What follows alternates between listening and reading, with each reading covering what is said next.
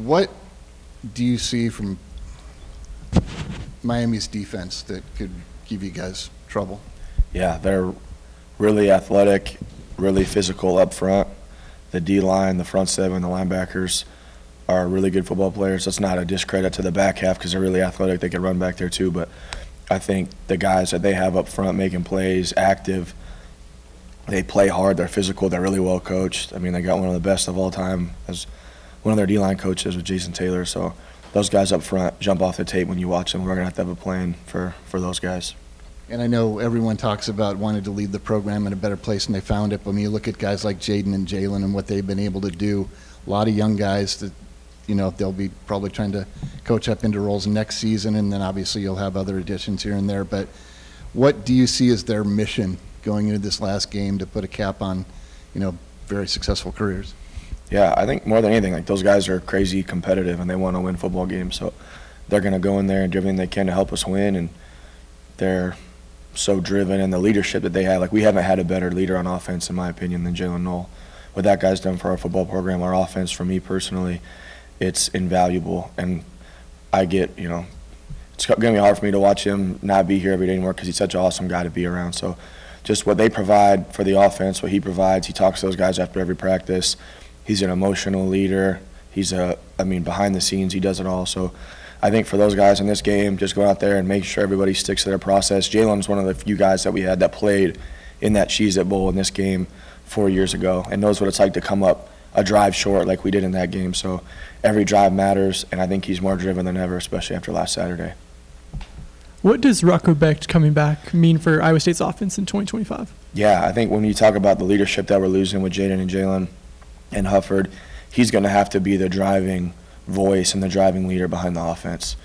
Everything that we're losing with Jalen and Jaden has to come from him, and obviously some of our other guys, you know, Gabe Burkle and Tyler Warren, some of the older guys that we have coming back, Tyler Miller. But yeah, when it comes from your quarterback and your best leaders, your hardest worker, which Rocco's one of those guys, it really allows you to just keep your foot on the gas pedal into the offseason. And regardless of what happens in the bowl game, there's still enough from me and him that we're upset about from this season that could have been a lot better.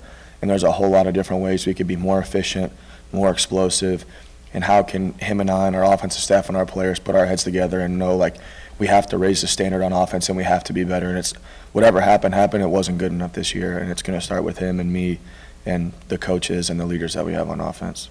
And you've had phenomenal food takes all year for us. Oh, yeah. What's your favorite flavor of Pop Tart? I got it. Oh, the Hot Fudge Sundae Pop Tart. It's an underrated Pop Tart, doesn't get talked enough. Everyone wants to talk about brown sugar, cinnamon, strawberry, s'mores. I hear so much about the s'mores. I'm on the s'mores. Hot Fudge Sundae, go get it right now. It's the best one. In addition to obviously preparing to play the game, these bowl practices kind of like a extra set of like spring practices in a way for next season. Who are some of the younger guys that this is a big time for them and you've been pretty encouraged with so far? I think, and those guys, the guys really have done a good job for us for the better part of the year, but Brett Eskildson and Dominique Overby are young guys that are true freshmen that played a lot, but they've, gone out in the bowl practices, and those guys compete, and they could do whatever. Like, we've had Brett be in our 10 personnel, he's been our tight end stuff, so for being a young guy, he really understands the complete picture. Dylan Lee's another guy that's going to be a really good back. Aiden Florida, for being a freshman walk-on, is a guy that's turned heads all year, and the speed and the football IQ that he has speaks for itself. Obviously, Moberly's done some things this year. He's going to be a really good player. The Helton twins are both going to be incredible football players here. So to be able to get those guys and get them going and get them reps and turn the heat up on them and be able to use it as a second spring ball and just compete. To be able, like today, we went out there, we did a 2-minute drill. We had some good-on-good competition stuff, some red zone where we can go out there and someone's going to win and somebody's going to lose. And you could see more than anything, like I like seeing who hates to lose more than anybody else, more than all the other stuff. I want to see who hates to lose. I know you can't comment on names or anything in the portal, but I was curious if you could just take me into your guys' process of identifying players in the transfer portal, bringing them in for visits, seeing how they interact with Rocco, players on your offense, and then determining whether or not they're a fit for what you're looking to add. Yeah, well, I think more than anything right now is you can figure out really quick with the guys in the portal, like what's most important to them. And for the people that we bring in, if the most important thing to them is winning football games and culture and doing it the right way, then they're our kind of guys first. Then we can get into the football talent piece of all that. And there's homework that's involved there before they get here. But for us, like, we want to bring in the right guy, not the most talented guy. That's not something that we care about necessarily. Like, there's enough people out there that are good enough that want to come here and go up the rough side of the mountain and be physical and be violent and play it the right way. So for us to find a right guy that's going to fit in with our locker room and somebody that's going to want to go to work and wake up when it's negative 20 wind chill in February for winter workouts and not find a reason to not come, because there's a lot of reasons and there's a lot of days where you wake up, it's no different than you guys, and it's really cold and you got to wake up and you got to go to work. So those kind of guys that are going to be different and care, at least when you watch like the guys in the portal that we've had success with, the Jalen Travises, the Jaden Higgins, they had cooler offers than Iowa State on paper, but they came here and they were able to achieve their goals and dreams and push Iowa State to new heights. And there's still a lot of room that we could grow in offense, and I think that there's a niche here for people that they know that they can do that here. And I think you could come here and be yourself at Iowa State, and that's good enough. And we're going to do everything we can to develop you, but you don't have to fit into some kind of crazy niche here. Rocco talked about how you and other members of the coaching staff have included him in the scouting process, or will listen to him if he sees a player that he may have a relationship with or has watched. Why is it important to include him in the process of potentially finding transfers to include in the offense? Yeah, well, I think the chemistry that we have on our offense and on our football team is huge. And at least with guys that there's previous experience, you at least know, like, is the kid about it? Does he care about his teammates? Does he care about himself and no one else?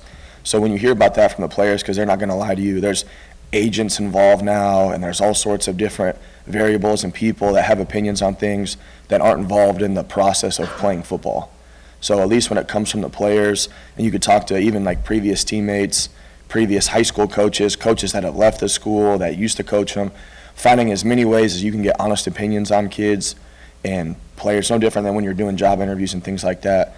So I think for us to be able to find guys that our players trust, that way when they come in here, they can click with the players, because player accountability is a big thing for us here. And leadership here, if our guys can come here and they can hold each other accountable, that's going to expedite the growth process, the practice process, all that, where it's not one of the coaches having to chase some kid around here because he doesn't want to do things the right way. So the trust thing from the players is big for us.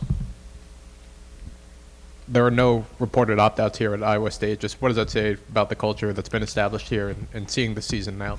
Yeah, I think it just shows that our kids care, and our kids are competitive, and they want to go win, and they love to play football. They don't love to be football players. They love to play football. Obviously, those two go hand in hand a little bit, but they like to compete. They like to go out there. They like to clown around at practice. They like to work hard, like to be in the meetings. We have more fun in our position meetings than any room, any team in the country, I can promise you.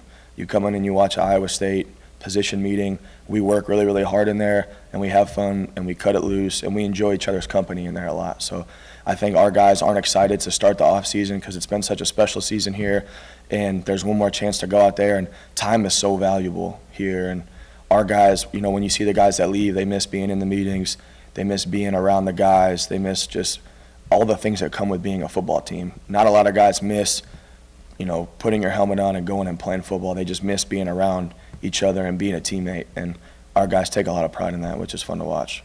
So do you feel like the biggest motivator is history, or is it just that sense of camaraderie and not letting your teammate down? Yeah, I think the camaraderie and not letting your teammate down.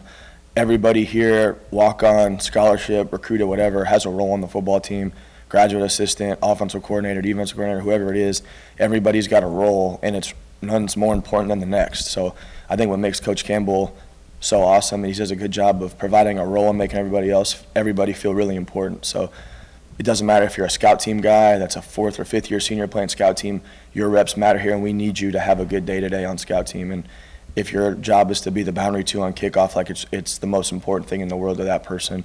So everybody has a role, and it's important. And like I said, with the accountability piece, I think when it comes from the players, and like, we need you to be who you say you are and be in the right spot at the right time, like those guys will go do it, and we can do it and have fun and get better.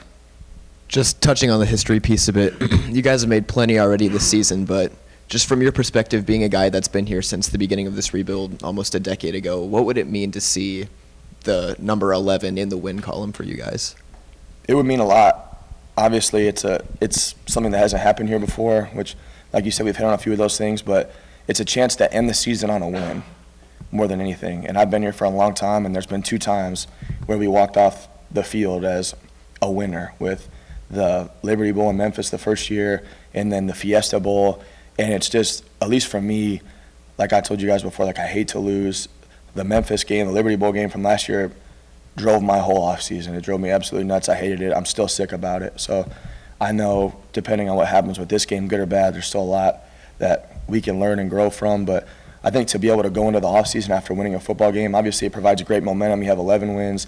It puts a good taste in everybody's mouth, and you can really drive the start of your offseason like that way. And it raises the standard here. Like the expectation is to win football games.